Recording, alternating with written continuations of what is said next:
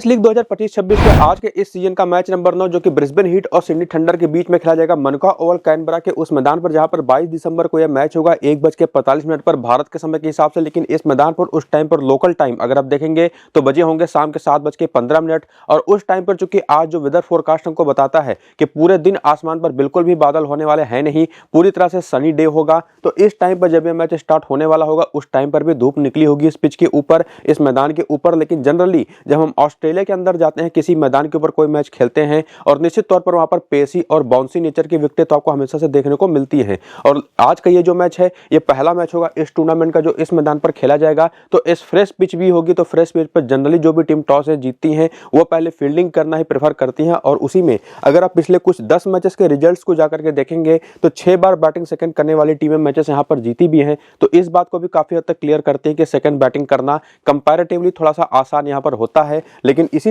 पिछले 6 मैचों का स्कोर कार्ड जो कि आपके सामने है, अगर आप इसमें विकेटों की संख्या देखें तो स्पिनर्स को जो 33 और पेस को जो 34 विकेटें मिली हैं और इन 34 में से भी 20 विकेटें पहली इनिंग में, 14 विकेटें सेकंड इनिंग में और स्पिनर्स की 33 में से 18 विकेटें पहली इनिंग में, 15 विकेटें सेकंड इनिंग में जो मिली हैं, वो ये बात भी क्लियर करती हैं कि पेसर्स के लिए शुरुआत में शायद हेल्प हो थोड़ी बहुत, वो तो निश्चित तौर पर हमको उस टाइम पर जब टॉस हो जाएगा उस टाइम पर जो कंडीशंस होंगे खास करके पिच की पिक्चर्स को देखने के बाद पता चलेगा। हालांकि वो होता ही है, उसमें कोई दो राय है नहीं, खास करके पहले मैच में फ्रेश पिच पर। लेकिन साथ ही साथ यहाँ पर स्पिनर्स जिन्होंने पेसर्स के बराबर मात्रा में विकेटें पिछले 6 मैचेस में ली हैं, ये बात भी क्लियर करती है कि स्पिनर्स का भी पूरा रोल यहाँ पर होता है और ओवरऑल एक काफी हद तक बैलेंस्ड पिच यहाँ पर देखने को मिलती है। क्योंकि अगर आप स्कोर कार्ड भी देखेंगे तो 182 का स्कोर डिफेंड हुआ, 164 रन बने, उसके जवाब में यहाँ पर 140 का स्कोर चेंज हो गया है 9 विकेट के अंतर से। यहाँ पर 182 का स्कोर भी चेंज हो गया, यहाँ पर 178 का स्कोर डिफेंड हुआ, केवल 8 रन का डिफरेंस है। यहाँ पर देखेंगे तो 161 का स्कोर डिफेंड हुआ और यहाँ पर 121 का स्कोर चेंज हुआ, जो दिखाता है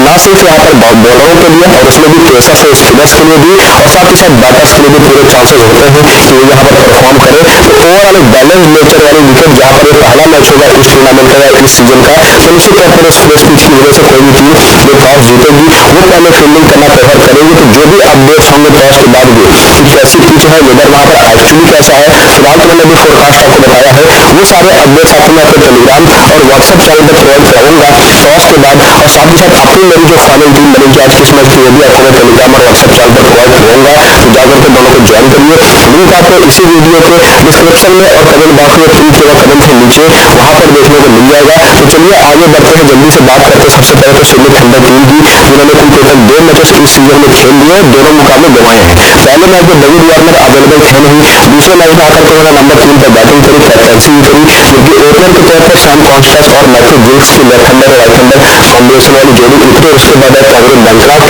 सैम बिलिंग्स, उसके बाद शादाब खान, डेनियल सैम्स और उसके अलावा उनकी जो बॉलिंग है क्रिस ग्रीन, नेथन मैकग्रा, कलियर सल्ला और रीस केटली की जो चौकड़ी है, इन्होंने इसमें से कितने ओवर करे, आज कितने ओवर कर सकते हैं उसको तो हम आगे देखेंगे। बाकी बेंच के जो नाम है उनको भी देख सकते हैं। लेकिन जैसा मैंने आपको बताया कि बॉलर्स का जो रोल था पिछले वाले मैच में भी और आज क्या होगा उसको भी समझने के लिए अगर आप देखें तो रीस टोपली ने पूरे 4 ओवर करे। पहले मैच में 2 ही ओवर किया था, इनकी पिटाई हो गई थी। लेकिन दूसरे मैच में चूंकि इन्होंने दूसरे ओवर में ही विकेट ले लिया, 5वां जो ओवर भी कर रहे थे उस मैच का, तो निश्चित तौर पर इनके ओवर्स और भी आगे बढ़े। 13वें ओवर में बॉलिंग करी, 18वें ओवर में बॉलिंग करी। तो आपको ये 1 ओवर पावर प्ले का और 1 ओवर डेथ का ये कंपलसरी करते दिखाई पड़ेंगे। बाकी बीच में भी आपको कहीं कहीं पर बॉलिंग करते दिखाई पड़ेंगे। इसके बाद नेथन मैकएंड्रू, इन्होंने दूसरा, चौथा, 16वां और 20वां यानी कि 2 पावर प्ले का 2 डेथ का बॉलिंग करी। और निश्चित तौर पर ये 2 ऐसे बॉलर जो से मेन बॉलिंग ऑप्शन के तौर पर आपको दिखाई पड़ेंगे, जिसमें डेनियल सैम्स भी है, इन्होंने भी पूरे 4 ओवर करे। बाकी तनवीर संघा, शादाब खान और क्रिस ग्रीन, ये तीनों मिल करके बाकी बचे हुए जो 8-9 ओवर होंगे वो करते आपको दिखाई पड़ेंगे। जिसमें सबसे कम बॉलिंग पिछले वाले मैच क्रिस ग्रीन ने की, केवल 10वां और 14वां। और उसमें होता भी यही है, चूंकि आज मनका ओवल कैनबरा की पिच है ना, जहां पर स्पिनर्स के लिए भी हेल्प होती है, तो ये भी चांसेस काफी हद तक बढ़ जाते हैं कि पेसर्स के भी हो सकता है एक आध ओवर कटे, और वो ओवर कटेंगे तो निश्चित तौर पर स्पिनर्स के पास वो ओवर जाएंगे। तो ये इनके कुल टोटल 6 मेन बॉलिंग ऑप्शंस हैं, जिनके करियर के आंकड़े भी अगर आप चाहें तो यहाँ पर देख सकते हैं, चाहे वो बैटर हो चाहे बॉलर हो। सिडनी थंडर के हर एक प्लेयर का इस बिग बैश के पहले T20 में क्या एक्सपीरियंस रहा है उसका पूरा खाका यहाँ पर आपके सामने मैंने रखा है। ना सिर्फ आपको करियर का पूरा डेटा मिलेगा बैटर्स का और बॉलर्स का, बल्कि उन्होंने इनिंग की बेसिस पर कैसा क्या किया है, ये चीजें आपको मैं हर वीडियो में समझाता हूँ। उसी हिसाब से आप इसको जरूर देख लीजिए। लेकिन उसके साथ साथ रिसेंट फॉर्म भी अगर आप देखें, और जैसा मैंने आपको बताया ये टीम टोटल 2 मुकाबले खेल चुकी है, 2 मुकाबले खेल करके दोनों के दोनों मुकाबले हार चुकी है, जिसमें खास करके जो कल्प्रिट रही है इस टीम की तरफ से वो इनकी कभी बैटिंग तो कभी बॉलिंग, यानी कि कंसिस्टेंसी बिल्कुल देखने को नहीं मिली। और खास करके बैटर्स से, जिसमें सैम कॉन्स्टेंस ने पहले मैच में 28 तो दूसरे मैच में 2 रन बनाए। मैथ्यू जिल्स ने भी 12 और 20 रन बनाए, जबकि डेविड वार्नर पिछले मैच में केवल 2 रन बना करके आउट हो गए। वहीं पर कैमरन बैनक्रॉफ्ट जो कि ओवरऑल काफी बढ़िया फॉर्म कैरी करके आए थे बिग बैश में, पहले मैच में 61 नाबाद की शानदार पारी भी खेली, लेकिन फिर दूसरे वाले मैच में जब एक अच्छी बॉलिंग अटैक सामने आई तो केवल 7 रन बना पाए। बाकी सैम बिलिंग्स ने शानदार 51 रन की पारी खेली पिछले मैच में। इसके बाद शादाब खान 41 और 34 की 2 पारी खेल चुके हैं, पहले मैच में 2 विकेट भी ले चुके हैं। और इस तरीके की पिचेस पर मनुका ओवल कैनबरा में ये हमेशा one of the most important bowling option के तौर पर आपको देखने को मिलेंगे, चूंकि स्पिनर्स के लिए यहाँ पर कुछ ना कुछ जरूर होता है। डेनियल सैम्स अभी तक उतने खास दिखाई पड़े नहीं है, 2 मैचेस में केवल 1 विकेट है, 23 नाबाद की पारी है। लेकिन वही जो पारी की बात मैंने करी ना, वही इनका एक एडवांटेज है कि बॉलिंग तो पूरे 3 से 4 ओवर करेंगे, साथ ही साथ बैटिंग की भी पूरी एबिलिटी है। तो जो यूटिलिटी इनकी बनती है ना उस बेसिस पर, जो कि स्लोअर वंस भी इनके पास काफी अच्छे हैं जो इस तरीके की पिचेस पर काम आते हैं, तो ये भी एक दूसरे सबसे मोस्ट इंपॉर्टेंट प्लेइंग ऑप्शन बन जाते हैं।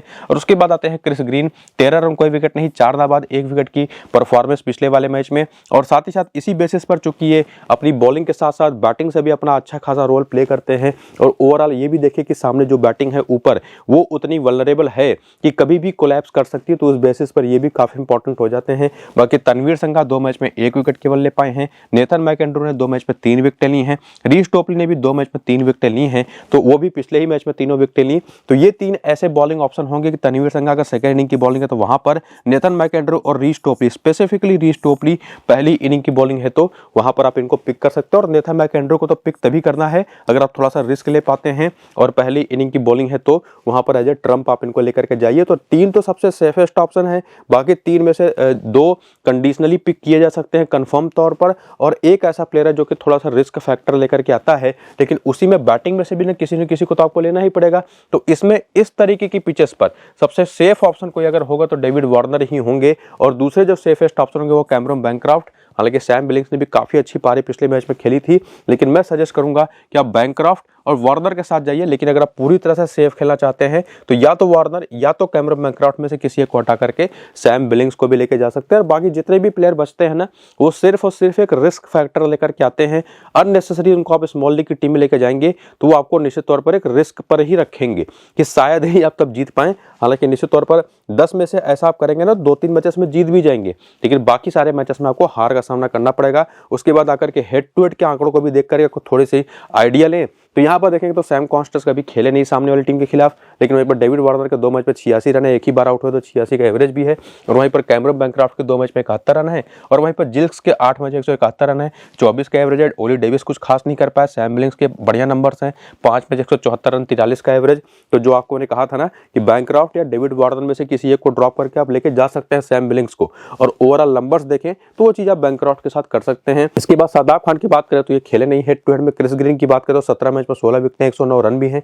वहीं पर डेनियल सैम्स के आंकड़े बहुत अच्छे हैं, 10-12 मैच में 22 विकेटों के साथ। नेथन मैकेंड्रू थोड़ा सा एवरेज दिखाई पड़ते हैं, वे शेखर के 1 मैच में 1 विकेट है। तनवीर संघा के 7 मैच में 11 विकेट है। स्पेसिफिकली स्ट्राइक रेट के हिसाब से देखें तो सेकंड इनिंग में ज्यादा बेटर ऑप्शन है। तो पहली इनिंग की बॉलिंग में भी आप बिल्कुल लेके जा सकते हैं, लेकिन सेकंड इनिंग की बॉलिंग में ज्यादा सेफर होंगे। उसके बाद वेन्यू पर आकर के देखें तो यहाँ से एक और ट्रम्प निकल करके आता है सैम कॉन्स्टेंस। इसी मैदान पर 1 मैच खेल करके 56 रन बना चुके हैं। और साथ ही साथ बाकी जो प्लेयर हैं जैसे डेविड वार्नर, इनके 6 मैच में केवल 89 रन है इस मैदान पर। बैनक्रॉफ्ट के 7 मैच में 159 रन है। वहीं पर जिल्स के 7 मैच में केवल 117 रन है। ओली डेविस की केवल 15 का एवरेज है, लेकिन यहीं पर सैम बिलिंग्स का 42 का एवरेज है। तो जो हमको एक डिसाइड करना था ना कि वार्नर, कैमरन बैनक्रॉफ्ट और साथ ही साथ यहाँ पर सैम बिलिंग्स, इन तीनों में से कौन से 2 प्लेयर लेकर के जाएं, तो चाहे तो आप तीनों को भी लेकर जा सकते हैं, लेकिन मेरे हिसाब से ज्यादा सेफ होगा कि आप कैमरन बैनक्रॉफ्ट और सैम बिलिंग्स को लेकर के जाइए। अगर आप पूरी तरह से सेफ खेलना चाहते हैं या तो आप डेविड वार्नर या सैम बिलिंग्स के साथ भी जा सकते हैं। और बाकी Shadab Khan, Chris Green, Daniel Sams को आपको मैं बता चुका हूं कि 100% लेके जाना है।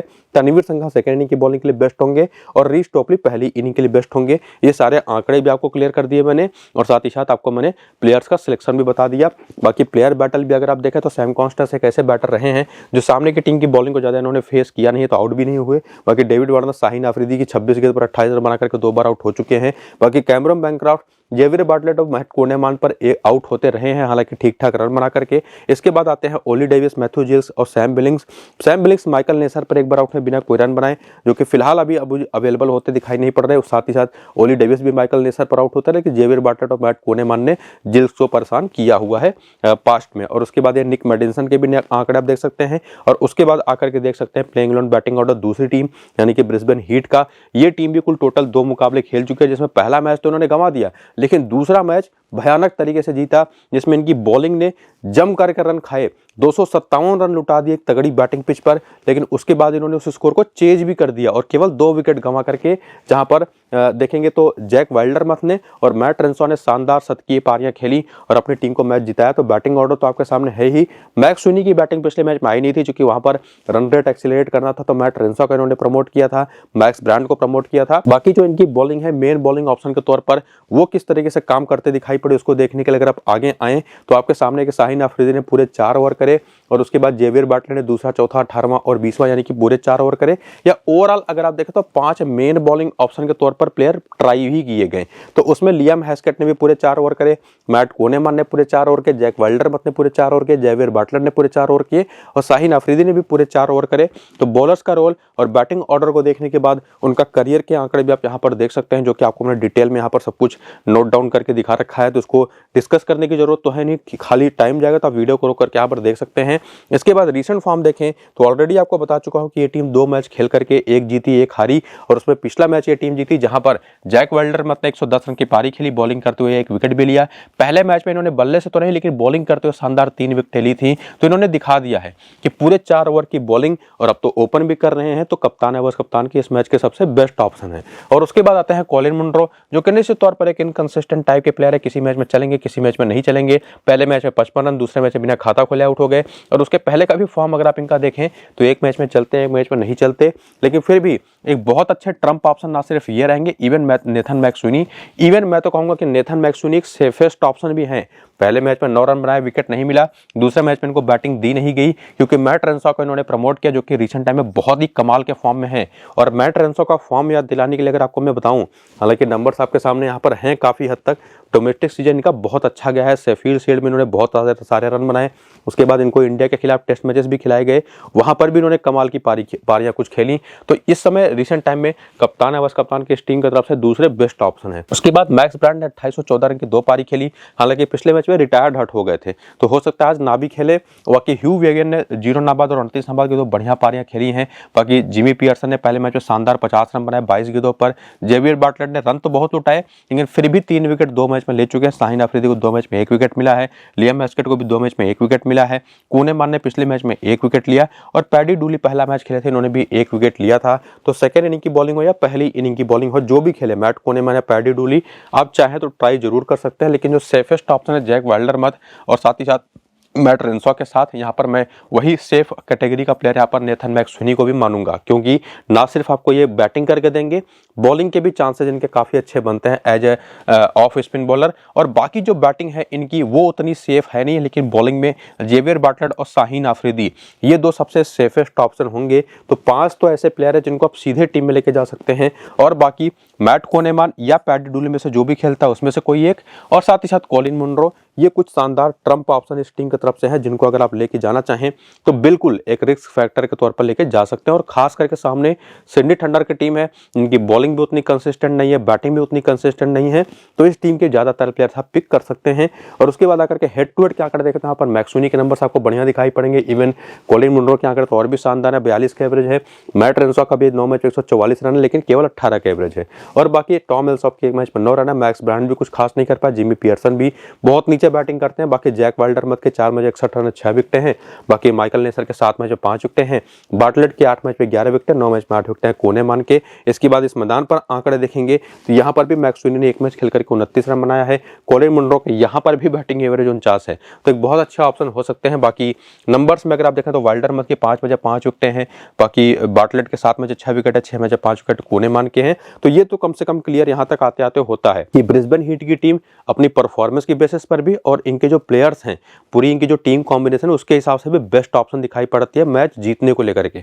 आज के इस मैच में जहां पर इनके नेथन मैक्सवेनी जो बैटर है डेनियल सैम्स पर 10 गेंद पर 18 बना करके एक बार आउट हो चुके हैं, तनवीर संगा पर एक बार सस्ते में आउट हो चुके हैं, Colin Munro, Shadab Khan, Daniel Sams और नेथन मैकेंड्रू इन तीनों पर आउट तो हुए हैं। नंबर्स इनके केवल शादाब खान पर खराब है, बाकी दोनों को उन्होंने जम के पीटा है। और उसके बाद आते हैं Matt Renshaw, Chris Green, Daniel Sams और तनवीर संगा पर आउट ये होते रहे काफी सस्ते में। हालांकि रिसेंट टाइम में बहुत अच्छे फॉर्म में है, लेकिन सामने वाली टीम के खिलाफ इनके नंबर्स थोड़े से खराब है। तो आप ये काम कर तो सकते हैं कि मैट रेनशॉ को रिस्क लेकर के ड्रॉप करिए और वो रिस्क लेकर के जाइए आप कोलिन मुंड्रो के साथ, और बाकी मैक्स ब्रांटो, जिमी पियर्सन के भी नंबर्स आपके सामने हैं प्लेयर बैटल के। तो ये तो कम से कम हमको समझ में आया कि ब्रिस्बेन हीट की टीम फेवरेट होगी, लेकिन फिर भी टॉस की भी एक भूमिका होगी, पिच कैसी है वो भी हमको देखना पड़ेगा। तो वो सारी चीज़ों को अपडेट आपको मैं अपने टेलीग्राम और व्हाट्सअप चैनल पर टॉस की बात करूंगा और अपनी फाइनल टीम भी प्रोवाइड करवाऊंगा टेलीग्राम और व्हाट्सअप चैनल पर ही। तो दोनों का लिंक आपको इसी वीडियो के डिस्क्रिप्शन में और कमेंट बॉक्स में जो पिन कमेंट है वहां पर मिल जाएगा। तो जाकर के क्लिक करके ज्वाइन हो जाइए। उससे भी इंपॉर्टेंट है कि वीडियो को शुरू से अंत तक पूरा देखिए और अपनी एक क्लियर कट टीम बनाइए। फिलहाल इस वीडियो को यहीं पर करते हैं खत्म, चलते हैं, नमस्कार।